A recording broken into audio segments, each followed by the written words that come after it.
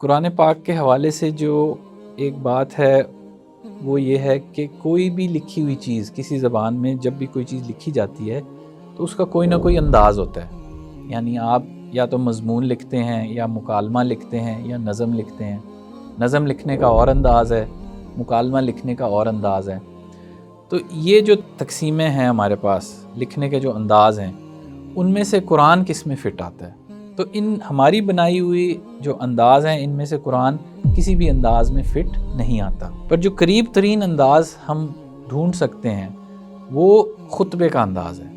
جس طرح خطبہ دیا جاتا ہے، اگر آپ نے خطبہ سنا ہو تو وہ جو انداز اپنا رہا ہوتا ہے، یعنی جب وہ گفتگو کر رہا ہوتا ہے تو وہ کبھی کبھار ایسے گفتگو کر رہا ہوتا ہے جیسے سامنے والے سے مخاطب ہے، اور کبھی کبھار ایسے گفتگو کر رہا ہوتا ہے جیسے ایسے شخص سے مخاطب ہے جو موجود ہی نہیں ہے، اور اس سے ایسے مخاطب ہو رہا ہے جیسے وہ موجود ہے.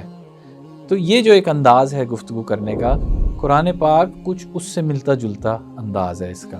تو ہم یہ بات کہہ سکتے ہیں کہ قرآن جو ہے وہ خطبات الہیہ کا ایک مجموعہ ہے. خطبات ہیں جو اللہ تعالیٰ نے انسانوں سے کیا ہے، اور اس کا ایک مجموعہ جو ہے وہ ہمارے پاس قرآن کی شکل میں اب موجود ہے.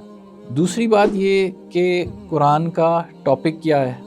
قرآن پاک میں آپ کو سائنس کی باتیں بھی مل جاتی ہیں، تاریخ کی باتیں بھی مل جاتی ہیں، طب کی باتیں بھی مل جاتی ہیں، فلکیات اسٹرونومی کی باتیں بھی مل جاتی ہیں.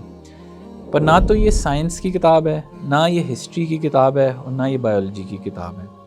قرآن پاک کتاب ہے ہدایت کی. جو بھی اس میں بات کی جاتی ہے اس کا مقصد ہوتا ہے کہ انسان کو ہدایت دی جائے. اللہ تعالیٰ فرماتے ہیں اعوذ باللہ من الشیطان الرجیم ذالک الکتاب لا ریب فیہ ھدی للمتقین. یہ ہدایت ہے متقین کے لیے. ہاں، اس کو پڑھنے کا ثواب بھی ہے اور اس میں علاج بھی ہے، پر جو بنیادی مقصد ہے اس کتاب کا وہ یہ ہے کہ اس کے انسان ہدایت اخذ کرے. تو اگر ہم سمجھ ہی نہیں پائیں گے کہ کیا لکھا ہوا ہے تو ہم اس سے ہدایت کیسے حاصل کریں گے؟ اگر کوئی تاریخ کی بات ہے بھی قرآن پاک میں تو اس کا مقصد یہ نہیں ہے کہ آپ کو ہسٹری معلوم ہو جائے، بلکہ اس کا مقصد یہ ہے کہ آپ اس واقعے سے کوئی نہ کوئی ہدایت اخذ کر لیں.